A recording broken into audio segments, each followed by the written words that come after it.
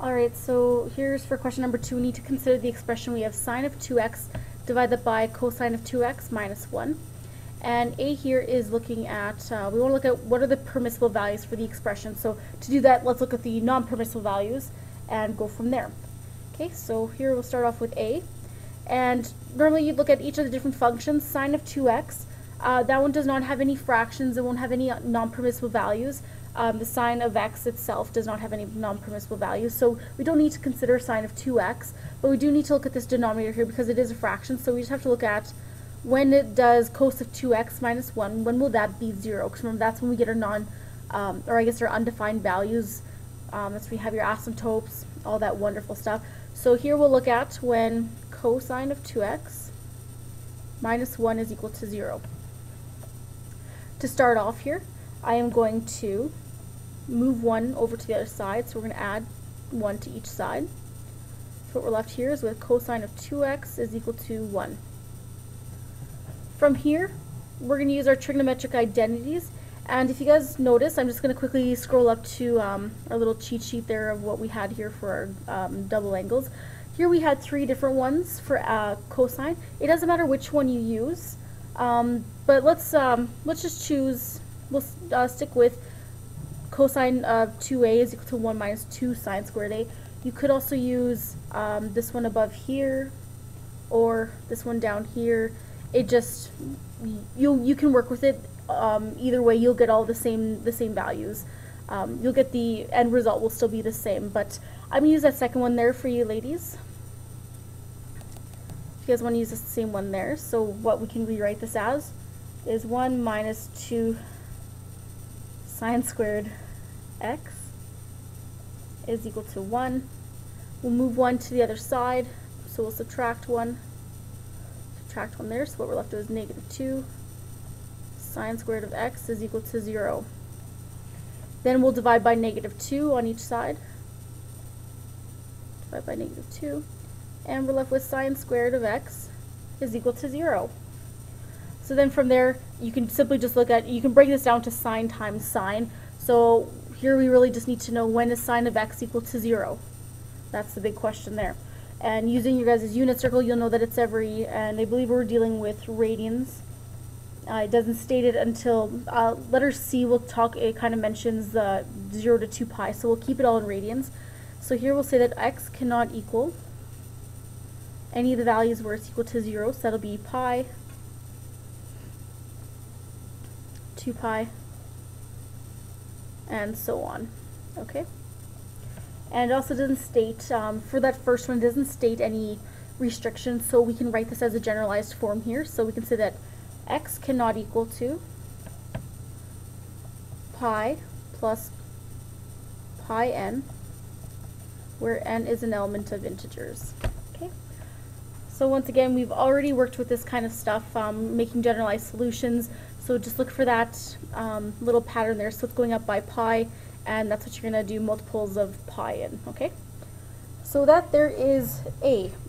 If you guys tried out using, say, the 2 cosine squared x minus 1, you guys should come up with the exact same values. It'll just look a little bit different because instead we're using the cosine squared instead of sine. But essentially, the end product will still be the same. So I just chose number 2 for the heck of it. But if you guys want to, come see me, and we can work on, say, the first and third one together, and we'll see that we get the exact same values, okay?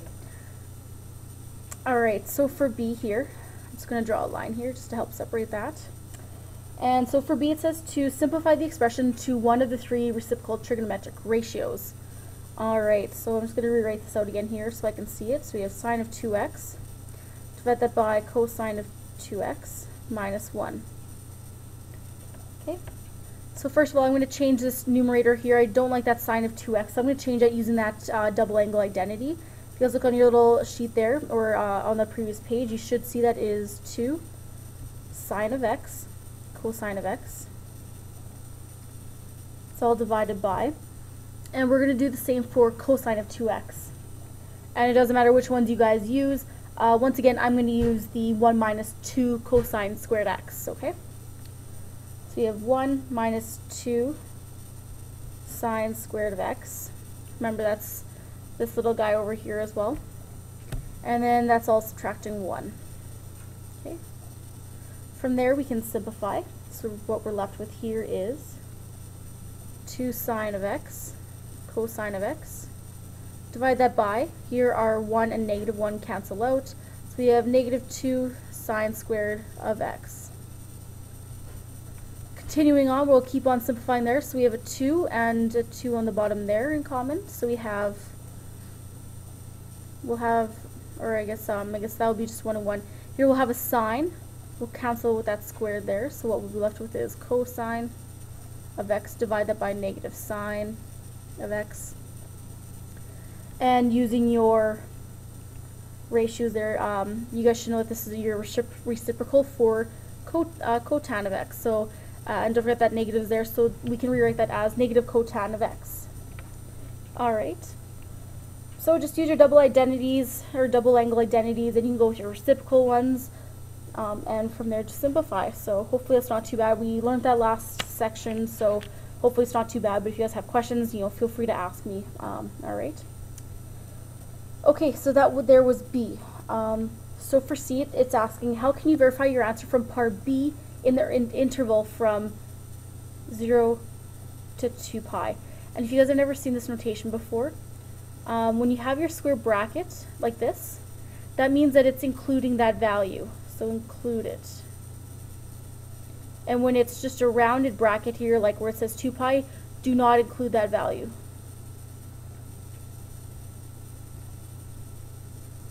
So it's kind of just a mathematical way of saying that it does one full revolution starting at 0, and then it goes back to, it won't touch 2 pi, but it'll essentially be one revolution.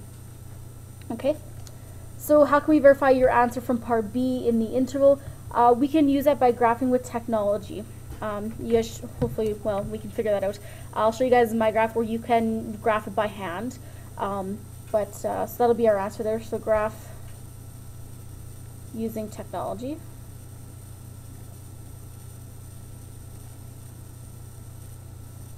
Well, you guys can see that should be a technology there. Alright, so graph using technology.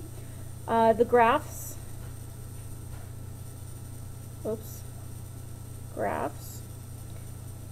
should appear to look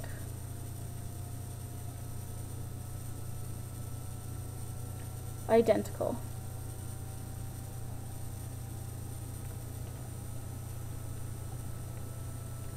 And just remember that this is verifying, it's not proving.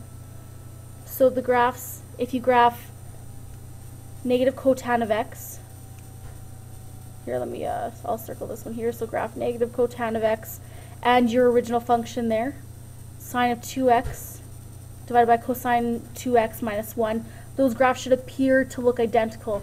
There are some cases where they won't be completely identical. And that could be from different permissible values or non-permissible values. There's a few different things, but that's kind of looking really at specifics. So you'd have to really examine the graphs very carefully. So this one's just saying we could verify it by just looking at the graphs. They look identical. We're not going to go into too much detail about looking at every single little itty bitty bit of it. So I'll quickly switch over to a graph and we can see what these two will look like. Alright, so looking at your graphing calculator, you guys should be able to do this, and it's just verifying, so we don't need to look at specific values. So here, if you guys can see the color change here, we're going from, I guess there's one here that's in black, one here that's in green. If you look, just by observing the graph, they look pretty identical. We can't see if there's anything that seems to be off. So we could say that, yeah, sine of 2x divided by cosine of 2x minus 1, that is, and that could be a possible identity of negative cotan of x. Okay? So let's go back to, we'll go finish number 3 and then we'll be all done. Alright, so here for question number 3, we need to determine the exact value for each of the expressions, stating your answer in the most simplified form. So the first one here, we have cosine of 7 pi over 12. This darn thing would go away. Alright. So we have cosine of 7 pi over 12, and we're going to use, we can rewrite this, 7 pi over 12, that is not a nice number. We don't know those values, so what we're going to do is we're going to use our sum and difference identities here to rewrite this in terms that we do know, because we know If you guys look at that special angles and their exact trigonometric values, I'm just going to scroll up here, guys. So here we want to rewrite it in using these kind of terms, so either in the degrees or the radians. Okay, so those ones we know. We know a pi over 6, if it's sine, it'd be 1/2. If it's cosine, it'd be root 3 over 2. If it's tan, it's 1 over root 3. We want to use these values because this is what we know. We don't know what 7 pi over 12 is. So instead of going through all that trouble, we're going to use these nice values here that we know, okay? And I guess using that in combination with our sum identities and our difference identities, okay? So let's scroll back down here to here. So here we can rewrite, let's rewrite cosine of 7 pi over 12 as a sum. And what we can do is we can do 3 pi over 12 plus 4 pi over 12. Now, why did I choose those values? Well, when we simplify 3 pi over 12, that way we get pi over 4, and 4 pi over 12 will be pi over 3. Okay, so here if we added 3 pi over 12 plus 4 pi over 12, we get this 7 pi over 12. Okay, but now we're just rewriting this in terms that we know, and we can simplify that to pi over 4 plus pi over 3. Those ones we know. And we also know that the cosine, that adding identity there, okay? So now let's rewrite this using that identity. And here we know that the identity is cosine of A, which that is pi over 4, times the cosine of B, which is pi over 3. And that one is subtracting. Remember, when you're doing the sum identities for cosine, it's subtracting. That'll be the sine of A, which is pi over 4, times the sine of B, which is pi over 3. Okay, so from there, find those values. What is cosine of pi over 4 equal to? Looking on that chart, you should find that is root 2 over 2, or you guys also might know it as 1 over root 2, which these are the exact same forms. That's multiplied there with cosine of 1 over 3, which is 1/2. Then we're subtracting sine of pi over 4, which is root 2 over 2, times it by the sine of pi over 3, and that is root 3 over 2. Okay, so from there we're going to multiply these, simplify this, and then we'll end up with one value.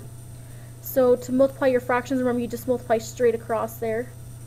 So we have root 2 over 4, subtract, we have root 2 times root 3, and if you guys remember your radical properties, you just multiply what these radicands are. So it'd be root of 2 times 3, which is just 6, and then our denominator is 2 times 2, which is 4. Okay, I'm just going to scroll down here just a little bit there so we have a little bit more room. And then we can simplify this. We can write this all under one radical. Or I mean all under one fraction, sorry. So we have root 2 minus root 6 all over 4. They have the same common denominator there, so we can just write this as one fraction. Okay? And we can't simplify any further. So yeah. That is your answer there. Hopefully that's not bad. So you guys just have to think about, how can I rewrite these values? How can I write 7 pi over 12 as one of our really nice values there? Okay? Alright, so I know that we only have one question to go, but I only have a minute left before I'm at 15 minutes, so we're going to switch over to a third video. Yikes.